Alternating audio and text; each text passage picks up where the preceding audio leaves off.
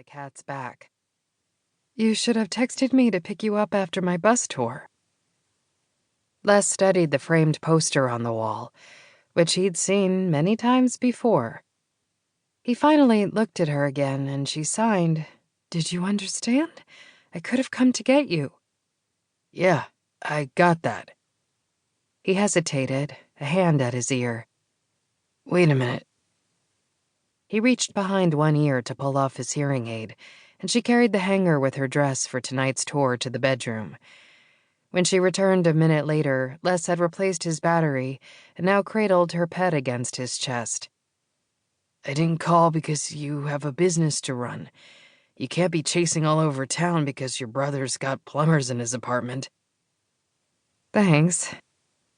Good to know he appreciated her situation, but Les carefully avoided mentioning the elephant in the room. She'd recently raided their rainy day fund to bail him out. If he wanted to stay here, ground rules were in order. She glanced at his backpack and let out a pent-up breath. Her brother didn't need rules. He needed to know she would always stand by him. "When do you have to go back to court?" "Not today." The kitten climbed to his shoulder and rubbed her chin against his neck. "When?" She spoke and signed, both, not wanting Les to misunderstand. "Pretty soon." "I hope your lawyer can get the charge reduced. He knows you weren't dealing, doesn't he?" "He better." Indignation flared in her brother's eyes. "But you don't need to come this time. I'll be okay." If he'd been okay the first time, he never would have been arrested. They'd been circling the French Quarter for nearly an hour and hadn't even parked the car, much less made an arrest. Mitch Guidry raised his window against the hubbub of sidewalk carousers, getting a jump on Fat Tuesday. "Drop me off at the address we got. Let me grab the bail skip while you drive around the block."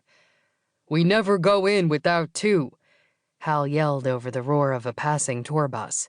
"Besides, you're too intimidating to be believable as a meter reader." Mitch rubbed damp palms on his thighs, taking in the blue uniform shirt and pants his brother wore.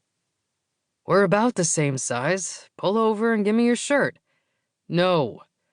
"You really think this ruse will work?" "Long enough to get you through the door." Hal stopped beside a sedan and jerked a thumb over his shoulder. "Looky what I found." Mitch jumped out to stop the traffic behind them, while Hal backed the SUV. Nighttime fog poured in off the Mississippi, fuzzing the neon signs of restaurants along the street and the headlights of oncoming vehicles. Visibility low, no wind, high humidity. What are you doing, Guidry? You're not on duty. But he definitely had a job to do properly. His 3 older brothers had made him a conditional member of their Big Easy bounty hunters firm. Operative word, conditional. They'd censured him before. Rightly so. If he messed up tonight, they could turn their backs on him again. Mitch couldn't let that happen. He needed his brothers and his sweet elderly aunt more than they would ever know. Mitch sucked in the reek of stale beer from the bars behind him and guided his brother into the parking space. Someone slammed his back. He whirled and cocked a fist, stopping only when the whiskey-laden breath washed over him. Slurred words tumbled from the mouth of the drunken college student staggering in front of him. "Calm down. You're not in Kansas anymore, or Iraq." Mitch steadied the kid before pulling out his cell. "I'm calling you a taxi." "We're fine." And he was a horse's ass. Mitch stowed his phone and held out a couple of 20s. "I'm serious. You need to take a cab." The kid's companion hiccuped. "We got enough." "Don't drive, you hear?" When they nodded, Mitch stepped away and waited while Hal closed the hatch. His brother pulled on a nondescript jacket. "What were you doing?"